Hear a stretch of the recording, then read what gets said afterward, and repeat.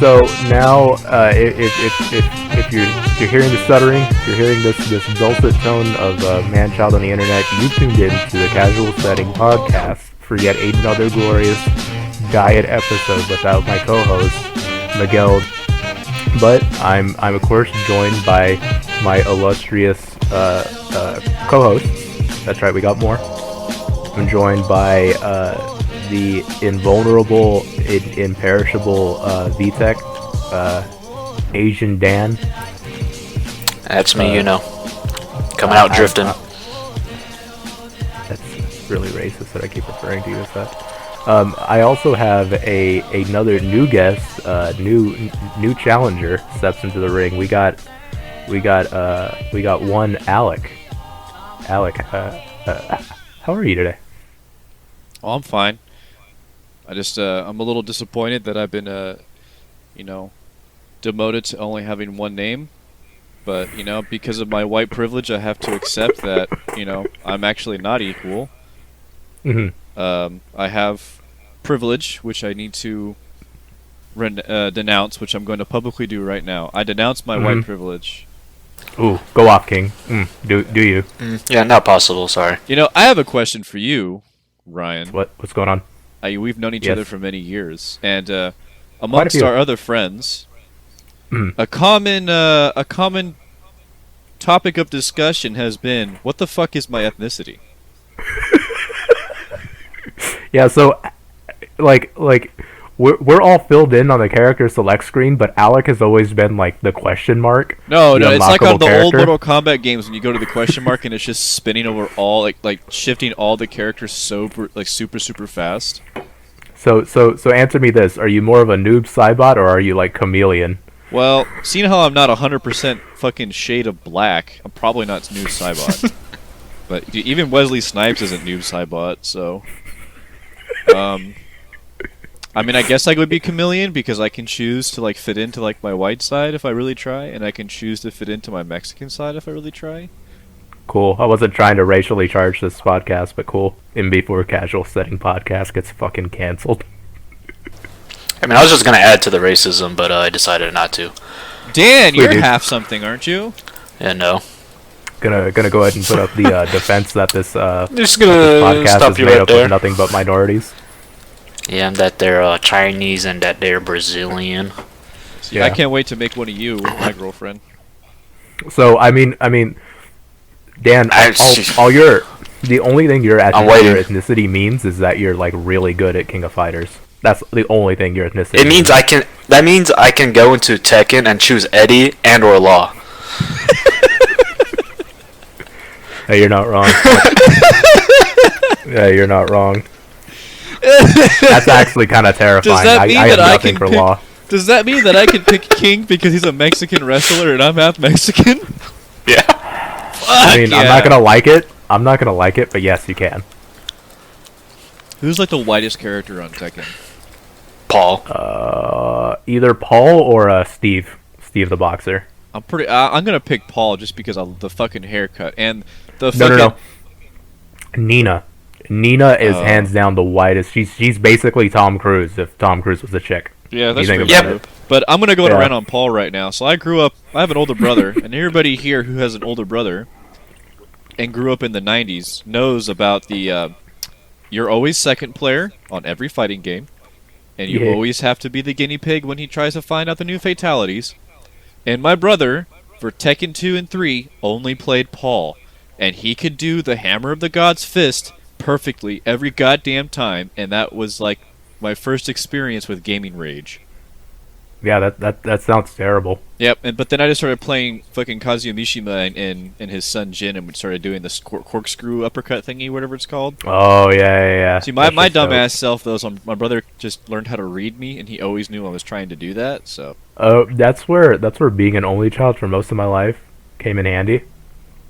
Because I would hate to have a sibling that I just practiced nothing but raging demons on.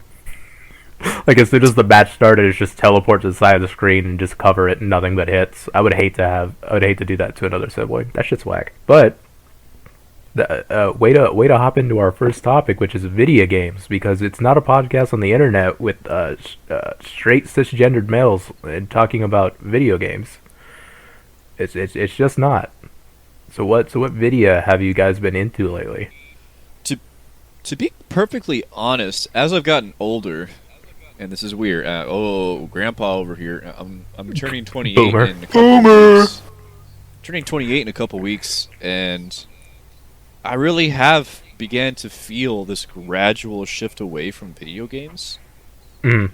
And it's not like I have any like feelings of discontent towards it. I'm just not feeling fulfilled by video games so much anymore. And I was never a person that could play games all day long. Like, my former boss told me he played Stockholm. What was the PS2 shooting? Was it? Fuck. It was like one of the first like online shooting games. SOCOM. He said he played SOCOM for 12 hours straight when he was a kid. Shit, even I couldn't do that at 12 hours. And he can still play games for just multiple hours at a time, and he's older than me. And I can't do that. I mean, I can play a game maybe 2 hours straight, and then I need to take a break. I need to do something physical. Yeah, same. And I'm not into sports or anything, but I have other hobbies or other stuff that I just need to go do. But so that's really been kind of like cutting down on my like interest in video games. I mean, I'm always going to be a big fan of Path of Exile. So I'm always playing Path a little bit here and there. But I'm really getting into more like simulator games. Like I love War Thunder recently. Yeah, that game's still dope. Kerbal Space Program is so much fucking fun just because you can go in there and you can try to be serious, or you can just make rockets. Trial and error mixed with The Sims. But recently, actually, now, like, I heard one person mention the word Resident Evil 4, and I caught myself re-downloading it on Steam. Yeah, no, that's because that's the next choice for the next Resident Evil game to be remade. And I don't know if I agree with that, but I don't think it needs to be remade. I don't think it needs to be either, because it's too recent. Like, that game came out when you and I were in 8th grade, and that was a fine game then, as it's a fine game now. I think the only reason why it would need to be remade is maybe story-wise. But it's one of those things, it's like, I'm looking at Code Veronica, and it's like, holy shit, you need work. Yeah, like, Code Veronica was dope, but it needs work. I recently heard an interesting story, because as we know, as everybody remembers, in the very first, when Resident Evil 4 was first released, it was only available on the GameCube. Do you know why that was? I have no idea. I think that was maybe because you had shit like Beautiful Joe and crap like that was originally released on there. I remember just like Resident Evil 4, Beautiful Joe eventually got released on PS2. Mm-hmm. Like as much as I loved my GameCube, my PS2, I just enjoyed it more. Maybe it was just, I don't know, maybe they just had some kind of deal or something. I know that the GameCube was also where the Resident Evil remakes started happening too. So I learned this story recently, and it was amazing. And the story goes: the creator of Resident Evil, aka Biohazard for you Japanese listeners over there, or should I say over here? Anyways, fucking hated Sony. Like that was just it. Like he was at odds with Sony and didn't want Resident Evil 4 to be released on PlayStation, right? So apparently he made some type of a deal with Microsoft right as the Microsoft Xbox, the original Xbox, was going to be released. Because remember, the GameCube came out before the Xbox. I think that wasn't the Xbox last to the party.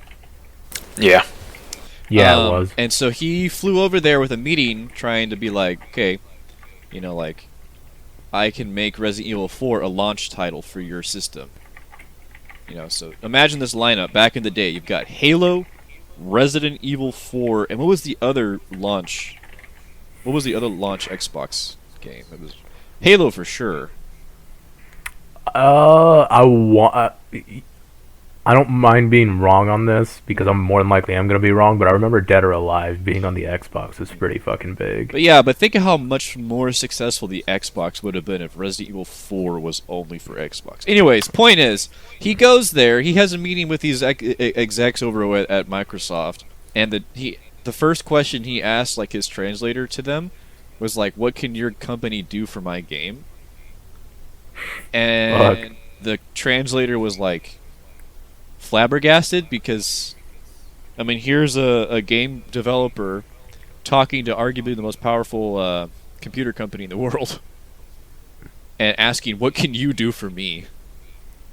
Shit. So the ball's on this man, right? Yeah. So apparently, though, like the translator kind of fibbed this up a little bit, and one way or another, the creator of Resident Evil kind of got pissed off and was like, "Yeah, fuck this," and just left. Like he left the fucking meeting, and he drove to the Nintendo office, and then asked them the same question. They're like, "Yeah, we'll put Resident Evil on the GameCube." Oh fuck!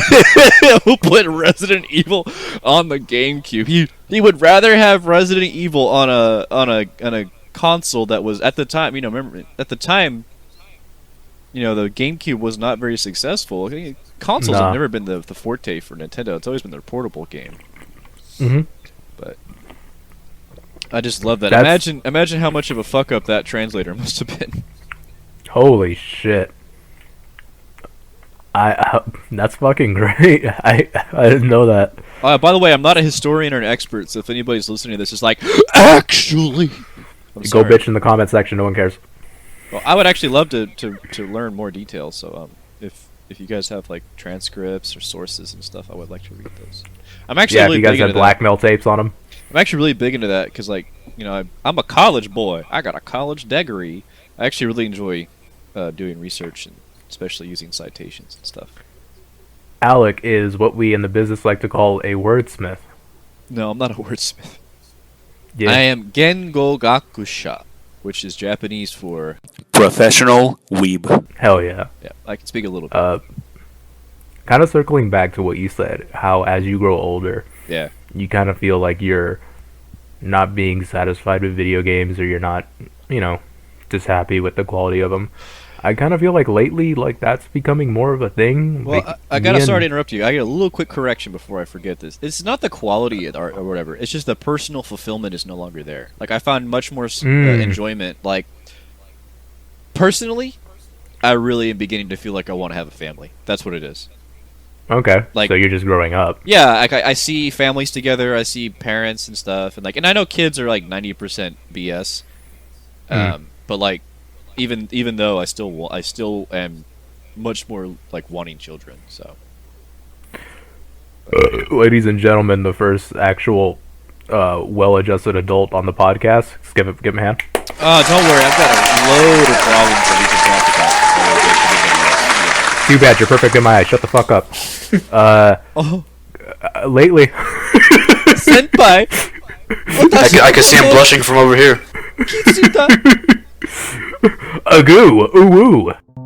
Hey guys, hope you're all enjoying the podcast so far. I just wanted to pop in really quickly and give a little update as to what's going on with the casual setting. We really want to get back into uploading regularly with our favorite dudes, and maybe even a dudette if we can afford our platinum tier on Patreon, so fingers crossed. As of right now, we're going to get back into gear with podcasting, seeing as how we're smack dab in the middle of 2020 and we kind of dropped the ball with our uploading schedule. But in the meantime, we'd love to hear some topic suggestions, or if you think we should just go back to our pillow forts, let us know. I'll check back in later. See ya. Well, lately, me and Dan have been enjoying Halo. Oh, I haven't. We've been I've going noticed back that, into that actually. hole. Yeah. Which you should totally get. It's super fun. Is it which Halo is it actually? It's well, we have Halo Reach. I'm gonna get all versions of it, but you can buy them in a bundle or you can buy them separately. Now, Like Halo Reach is only like $10. But are these the ones that were remastered by the other team? It wasn't. No. It's being redone by Bungie themselves. So okay, because just for a fact, like okay, because the Master Okay. Chief Collection was ported by the same company that made Resident Evil. They made Halo 5, and like I've heard the Master Chief Collection is inherently broken, like it doesn't work. It was for the Xbox, but over time it's been fixed. Like back when I was in Kansas, one of the guys I was working with, he actually got it day one, and he admitted he's like it's kind of ass, but like closer to right before I moved, he re-downloaded it, and he says it was a totally different experience. And so So far on is PC they've been good. Is the version that you purchased the Master Chief Collection, or they've been redone again? No. It's Master Chief Collection, but they're taking a different approach to the PC stuff. Like right now, Halo Combat Evolved just got released. Halo Reach was the first one to get released, and they just had a closed beta for Halo 2. Damn. Yeah, so they're taking their time. I would definitely buy Halo 2. Yeah. Just because I have so many good memories of staying up all night on Travis's birthday with a bunch of people. We would just play SWAT. SWAT mode dude. on Halo 2. Just yeah. Headshots, instant kill, no shields. So good. Well, the way it's going is Halo Reach is $10. Halo Combat Evolved is $10, so Halo 2 will more than likely be $10, and you can just buy it by itself. It's just you won't get the full experience. See, Ryan, I need you to explain how much is that in Zenny, because I don't use dollars. How much is that in Dragon Bucks? How much is that in Akira pills? I don't know. Okay, so 100 yen isn't even $1 if I'm correct. No, $1 is 93 yen as of the current trade. Okay, so then you'd be paying what, about like...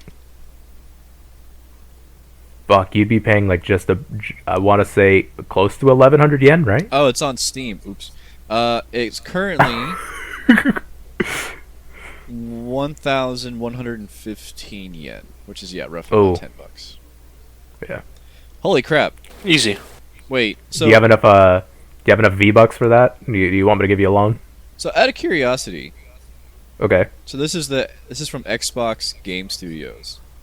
Yeah. Shouldn't this be on the Windows Store? Yeah. See, that was what a lot of people were questioning them on, because when Halo Reach for PC got released as the first one, they were like, "Holy shit! Why didn't they put it on Microsoft Studios or Microsoft, the Microsoft App Store?" Because it's ass. Yeah, I think it's primarily that. I think they know that their service right now just isn't what it's supposed to be, and I think it's because like they also have things coming down the pipe. Like they're working with Nintendo. Like they have plans.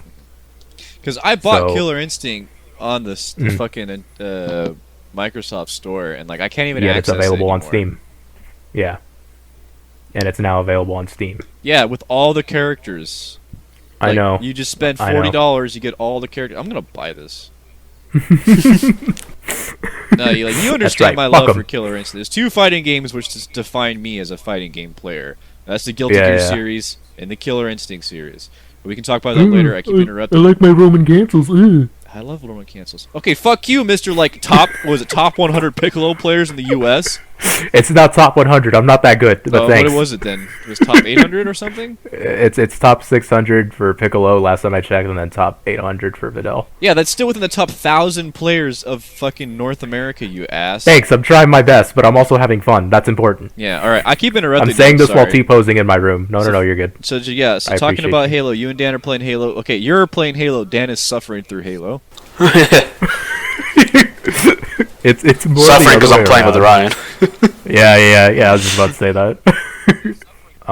But Halo, we've been playing Halo and just having a fun trip down memory lane, and how simple and fun it is, the multiplayer experience. And me and Dan pretty much have come to the conclusion that we don't really like the games later down the series. Like, I think Halo 3, I even had issues with it personally, but like Halo 4, I just kind of looked at it and was just like, that just visually doesn't look appealing.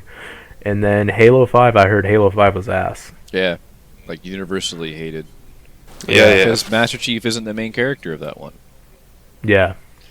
So out of curiosity, the main Mm. villains in the original Halo series were the Flood, right?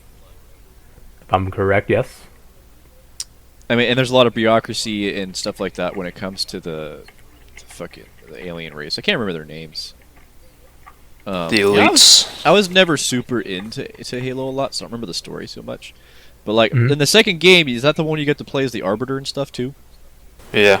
Yeah. So like you get to see the other side of the coin, which I really liked from what I remember. And like towards the end of the game, doesn't Master Chief and the Arbiter actually have to work together to stop the Flood? Yep. See, I like that. I enjoy that, and then they stop the Flood, right? Like, did they stop it? Yeah. Like, the whole point of 2 was, like, they were gonna... It was essentially, like, if they didn't stop the Flood would have, like, taken over, like, everything and just, like, destroyed all life, essentially. Yeah, so enemies had to become begrudging yes, so like, like in the end they become classic allies. Story of fucking Spider-Man and Venom gotta fucking put their shit aside and take care of Carnage because he's just a crazy motherfucker. Yeah. And then what happened? What was the story for Halo 3? I don't remember. See, like. Yeah, I can't remember the story to Halo 3 at all. Yeah. It was like the brutes. That's when the brutes were introduced. Really. I think that that was the game. Like that monkey-esque looking I think that was race. the game that gave credence to the whole fact that Arbiter is actually like kind of like this person that's he's more or less lost his religion. Yeah. Like I know that his race is like really into. It's a theocracy, I think. Yeah, and he kind of became disenfranchised with them, but I think he also got like excommunicated from them. I remember him being like branded or some shit like that. Like that was pretty cool. Yeah. And so I know that he took a couple of basically outsiders and outcasts that also didn't fuck with the whole theocracy there. And that's kind of his whole thing is that he's kind of like the anti-hero for the series. I think Halo 2 and Halo 3 that was mostly like kind of like the focus more or less. Yeah, see, I really enjoyed the two enemies having to come together to destroy a real threat. And I would have loved. That's a fun archetype. Yeah, I would. Well, I mean, to me, it always works if it's done well. Yeah. I would love for the humans and the Covenant to kind of come together and stay together and stuff.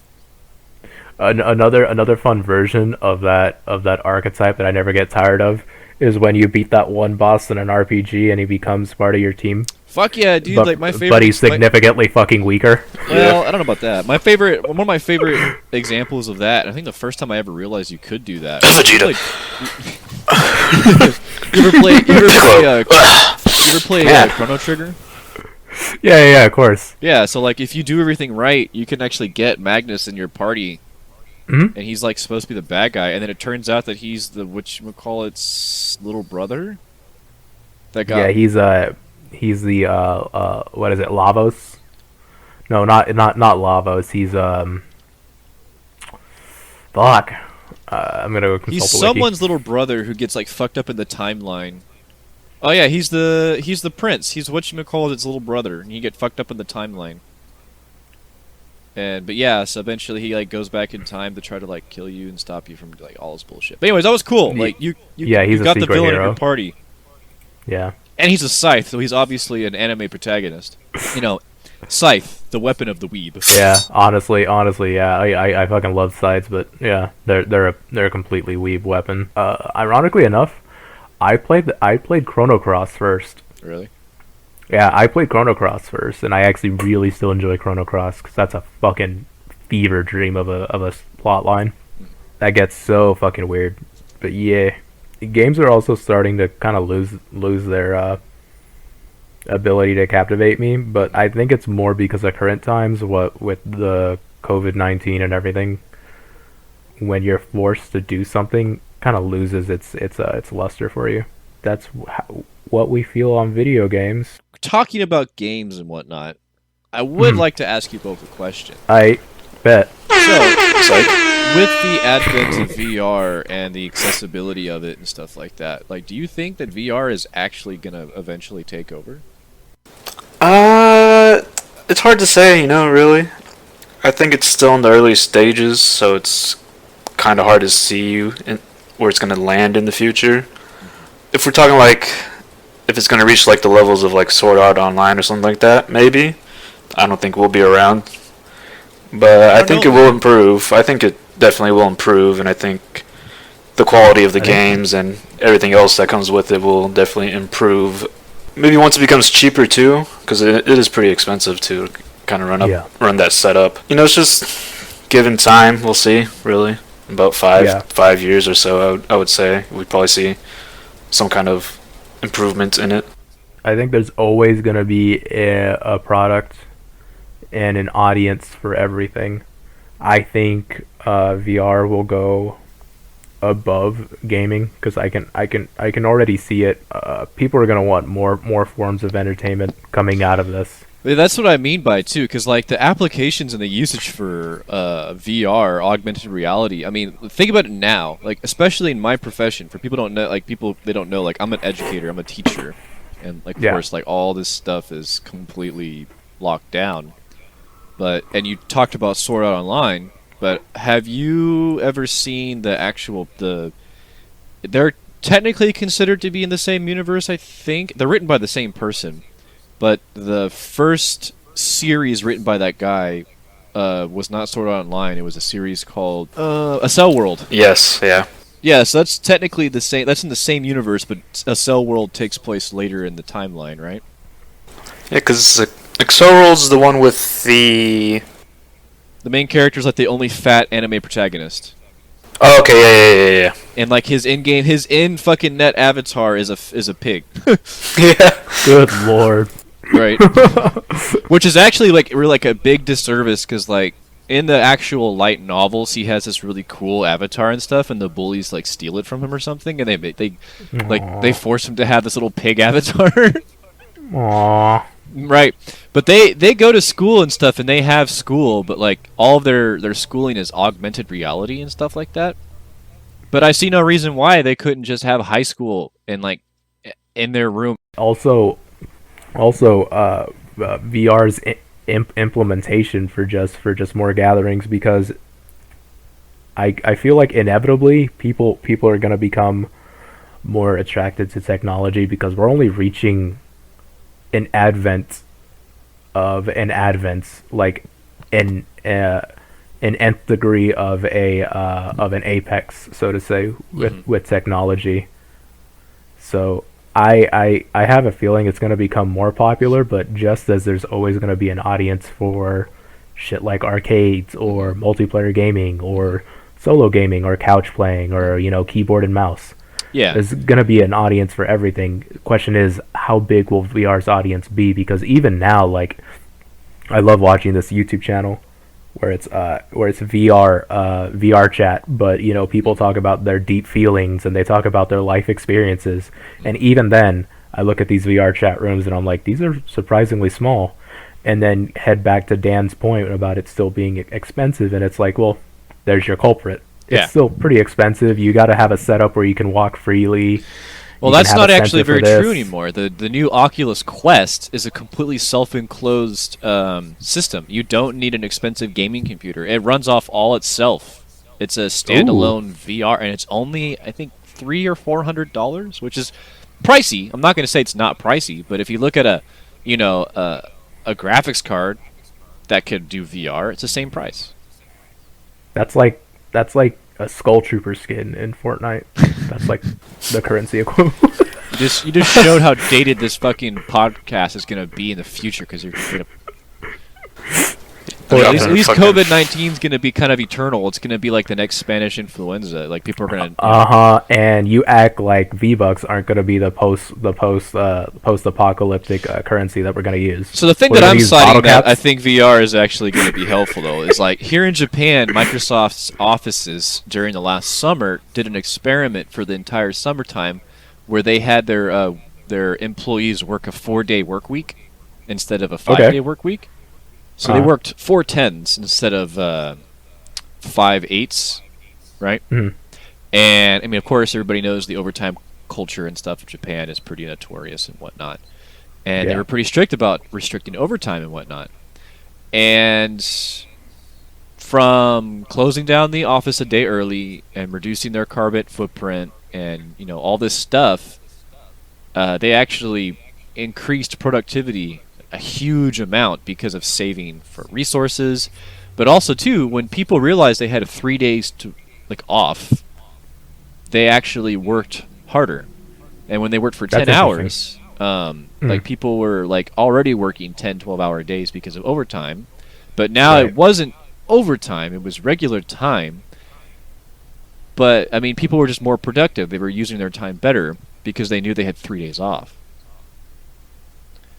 If they had some type of way to do that, and also too with implementing Zoom as work from home and stuff like that, I mean, businesses could save so much more money if they didn't need an office space or they needed a reduced office space. Yeah, no. The the possibilities are there. I don't see VR being used as just a medium for the arts, so to speak.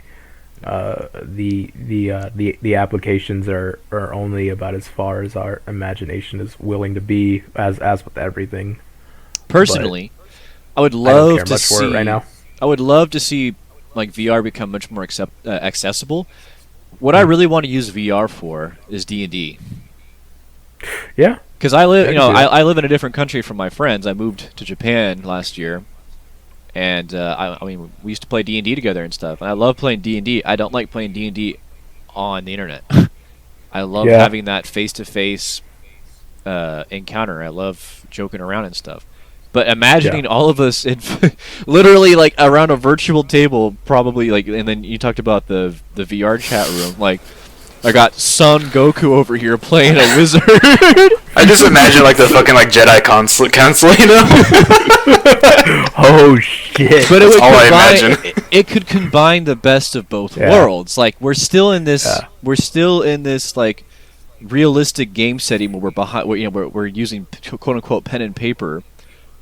But we could also utilize cool things inside the game. Where like if we have characters on a board, we have figurines and stuff like that. But we could still use animations or whatnot with those characters to add fun stuff. Like I just see that being such a cool experience and like. I think honestly, like, I really think VR within the next 5 years is probably going to really take off. Is it going to completely consume? No, I think there's always going to be a market, like you said, for. Yeah. But like, I really, really think that VR is going to take off soon because it's becoming more accessible. The demand for it, I think, is going up. And have you even seen those new like pressure-sensitive gloves they made? Mm-hmm. Those are fucking cool. They're like they're Well, not really they gloves, work with the but they're same, they're like these things you put on that look like gloves, and they put resistance on your hand when you're interacting with the world. Yeah. That's amazing. Like, so if you pick up Yeah. a gun, like you obviously the weight's not there, but if you try to squeeze around the shape of the gun, you're gonna have resistance. It's gonna feel like you're holding something. Mm-hmm. So now when Have like you, I'm playing my decrepit anime games and I want to squish them, no, I'm just kidding. We all know where this When is I going. want to hold the anime titty. Yeah, no, like, have you guys ever used the Steam controller with the one with like the two trackpads? I sticks and almost the bought buttons? that. Okay, well, the trackpads on that, they have haptic feedback, Mhm. which is pretty much the same thing you get with your phone. Like when you press something on the screen or you press your thumb against it and you feel like a little like vibration and rumble like as you move it across the screen. Yeah. Well, the Steam controller works with that, and it's interesting how it works with FPSs. And essentially, that's what those gloves work with. They apply haptic feedback. That's All pretty that cool. stuff. Yeah. It does it so much for immersion. But that being said, like, the only immersion I need is, dude, I want arcades to come back. Like, I want Well, to run come to someone's Japan, fate at a man. They're fucking- everywhere. Like they're here. They're so much fun. I honestly, I go to Yeah. arcades. I mean, before all this COVID BS, I would go to an arcade probably once a week.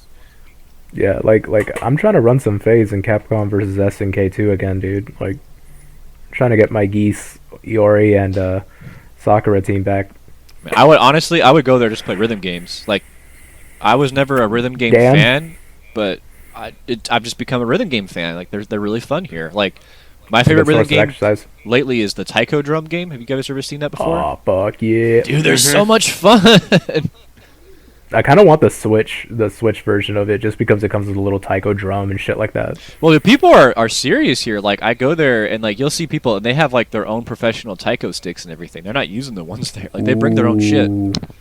Ooh. And then there's like there's this like weird game where it's like a big circular screen with buttons on the side of it, and it's a rhythm game. So you make like you tap. Like, anybody who's ever seen like Elite Beat Agents, it's kind of like that. Dude, that's a game I haven't heard of in forever. Fun game, but Yeah. people like bring special gloves that like they're like frictionless gloves, so they can just like slide their hand around it. Like, and they're yeah. amazing at it, dude. Like, the amount of like hand-eye coordination and reaction time these people have are amazing. These are the same guys that can parry a full fucking... They can emulate Evo Moment 23 where fucking Daigo. Daigo just along. Those are probably the same people who can fucking do that. There is a reason why fucking Japan dominated Osu in the World Cup for like the longest time. Yeah, Dan here is our rhythm gaming expert. He casually plays Osu, and I've seen those high scores, and Dan gets reasonably close, but Jesus Christ, like I can't do rhythm games. But then again, rhythm games are meant to be more fun than anything else. It's just it is always satisfying. It's always going to be more satisfying than, playfully fucking up with your friends and having fun and picking out music. But what is satisfying is seeing that one dude going hard in the fucking paint, getting perfects on every single fucking diagonal input on that mat in DDR. Like he'll be the only person at that mall or at that arcade in the mall, but you'll get so much enjoyment just watching him fucking go at it. Yeah, I used to be like really embarrassed to play DDR, but I've started playing DDR since now coming to Japan, and like just kind of like, okay, first of all, I'm a foreigner in Japan, so I'm already getting stared at constantly. Baka Gaijin, bitch.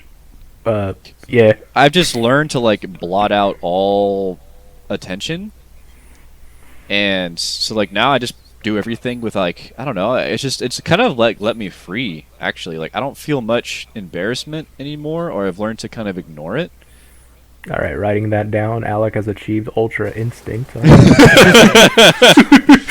Like one of my favorite things to do now, because like I do live in not a rural area, but I live close to a rural area of Japan that's kind of historically not been interacted with a lot of foreigners.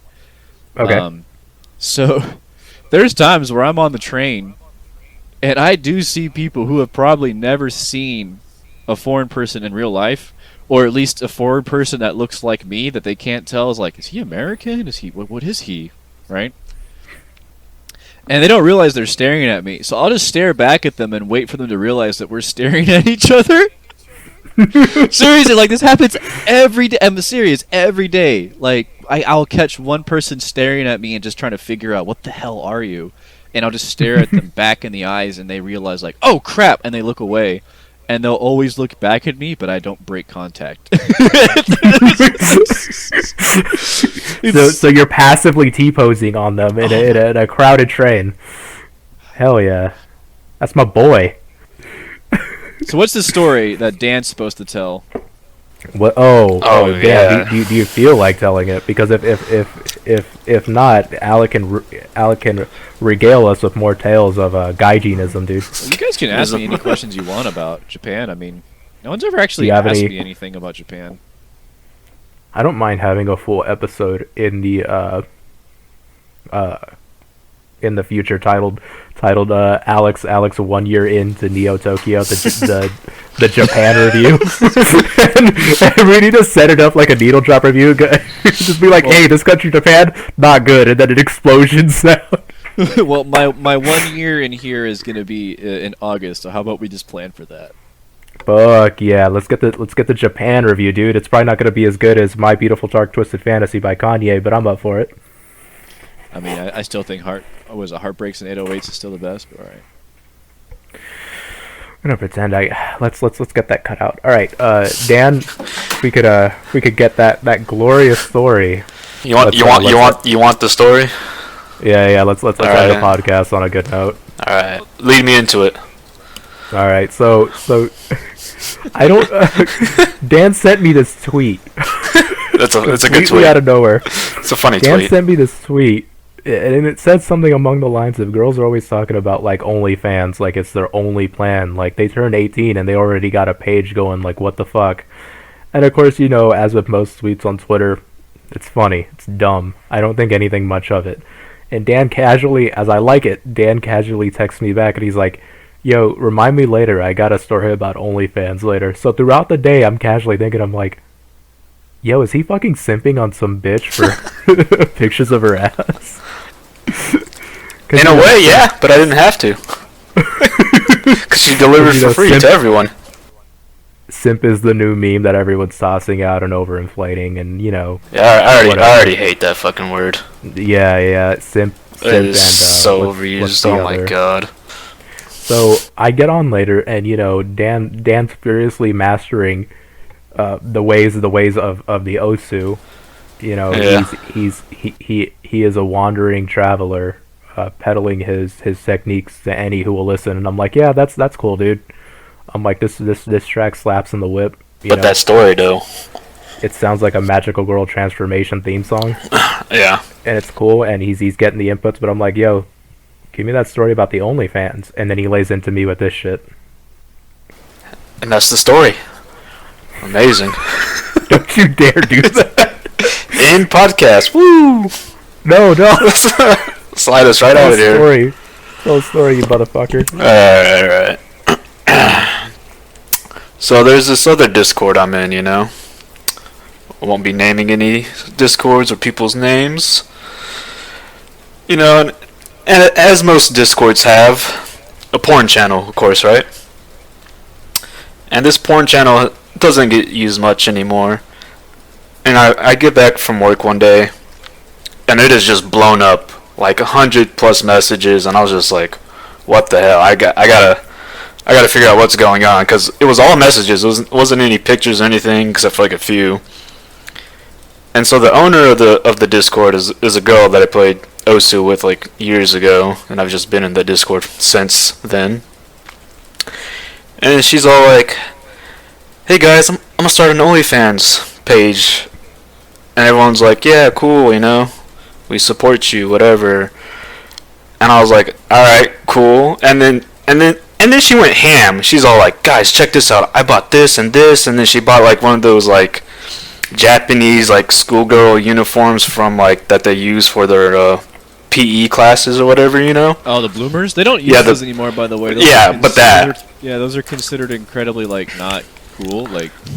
Yeah, but she bought one of those. Which I don't understand why people think those are sexy. I think they look really stupid. Yeah, I have never. Yeah. It's just really a white seen T-shirt with like the super short shorts, right? Yeah, It reminds like me of the red basketball shorts. jerseys of the 70s. Yeah, like That's dude, what it like, reminds me of. I don't see how people find those attractive, but I'm sorry, keep going. Yeah. And then like right after that, she's all like, "Oh, I also bought this," and then she posted like a 12-inch dildo, and I was like, "God damn, girl, like you are going ham." I mean, I don't think so. Okay. And then she's just like, and then in the Discord she like linked a survey on what she wants. She's like, "What do you guys want to see?" Hey, you should send me that survey. I mean, I can link it. I can link What that it. survey though? I'm actually dead curious. I want to see what this survey says. Please send it to me. It's not that amazing, but it's kind of funny. I've never known anybody who's ever actually gone down this road. So I want to be a part of it. Oh my god, Alec! Like, And then, you know, she posts some nudes. You know, she's like, "Oh, dude, look at my little titties. They're so cute." And I'm like, "Yeah." She's like, Hey, "Damn, look at my ass." And I was like, small "Yeah." titties need love, bro. Oh, I'm not saying I like small titties. Okay. I mean, they're like not that small. They're probably like B, C, maybe. And I was like, they worky. Yeah, they are perky actually. They're very perky. Fuck yeah. And then she's just going on and on about this stuff. And then like next day I get back from work, and she's all like, "Yeah, I'm not really feeling the OnlyFans thing anymore." And I was just like, "What the fuck? Are you serious? Like, what is wrong with you, woman?" Like, holy shit. I think honestly, what happened is she probably got quickly tired of all like the creepy either like fedora neckbeard messages. I almost DM'd the wrong person. That would have been bad. That's Alec. The creepy simp or neckbeard messages that she got like after that because like that's like the worst side of it. Like, I mean, she probably does because it's a fucking huge Discord. Like that's one thing that like not enough people actually I feel like have awareness to, because like guys on the internet are pretty creepy. Mm-hmm. Like, I'm not saying girls on the internet can't be creepy, but guys are a unique breed of creepy on the internet. I will admit that.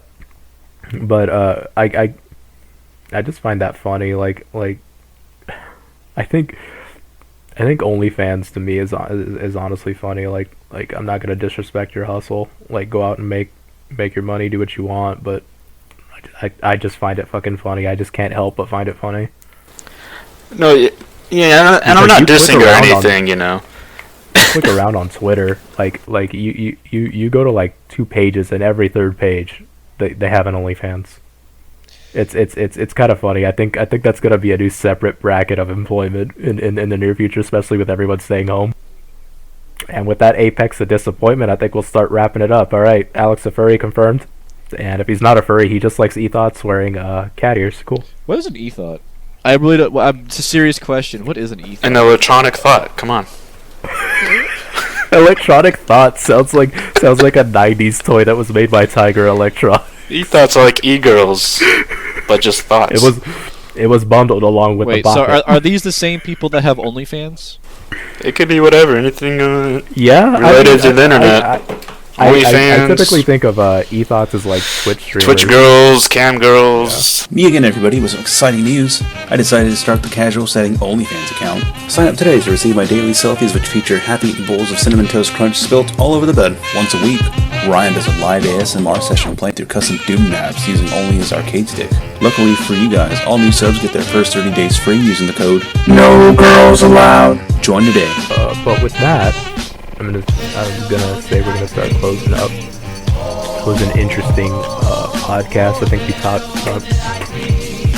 touched on a lot of interesting topics, things I didn't know we were gonna touch on. Typically on the Casual Setting Podcast, we like to tackle more, I would say, intense topics such as how to correctly pet a cat, how to execute raging demons, and girls are gross. This has been the Casual Setting Podcast, and I've been your slightly mediocre podcast host, Brian. With me, the illustrious VTech Asian Dan. Daniel And as always, the J to my silent Bob, the local weeaboo in the group, Alec. Fuck, motherfuck, schnoy. 1, 2, 3, 4. Noise, smoking weed. Smoking weed. And with that, we take our leave. Later, guys. Bye, Lunchbox. Bye. Later.